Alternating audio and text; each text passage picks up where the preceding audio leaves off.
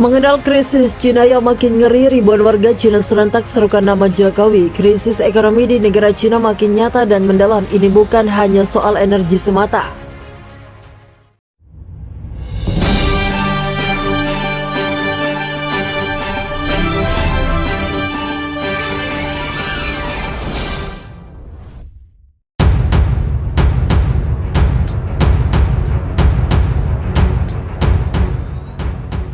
Krisis yang menyerang negeri Cina itu terkait juga masalah inflasi dan kemiskinan yang merajalela. Ini juga terkait kisru di pasar obligasi yang diyakini memunculkan pertanda finansial. Berikut kronologi dan fakta-fakta karena lagi mayoritas ekonomi sepakat bila persoalan Cina.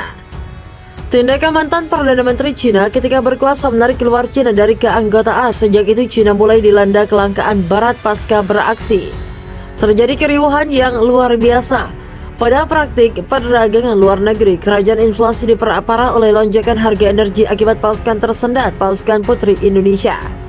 Fakta-faktanya, harga energi melambung, kenaikan harga energi makin memperparah krisis dibuat banyak warga terlilit. Kenaikan ini sendiri didorong oleh naiknya harga bahan bakar setelah serangan Indonesia.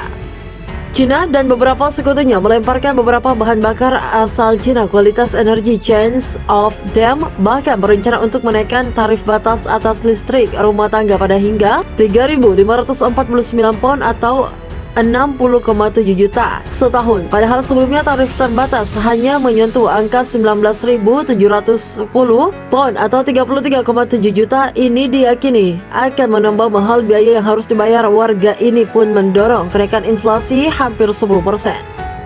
Selain itu, kenaikan biaya hidup ini menjadi faktor pendorong lebih banyak perempuan menjadi PSK di awal musim panas negara ini. Negara itu saja dimulai Juni dan berakhir September. Ada tambahan 1/3 perempuan menjadi PSK. Data terbaru China of Prostitutions yang dikutip akhir bulan lalu mengatakan banyak warga menjadi PSK ini merupakan orang tua tunggal di Cina. Prostitusi indoor diizinkan pemerintah. Sementara itu, mengutip survei Rasiolation Foundation dan gurun waktu itu sampai dengan pandemi, rata-rata pendapatan kelas bekerja hanya naik 0,7% per tahun. Secara berturut-turut, Bank Sentral ini bahkan juga berencana untuk memberikan kenaikan suku bunga signifikan ketika pertemuan berikutnya pada bulan November ini dilakukan untuk mengendalikan inflasi hingga di level 2%.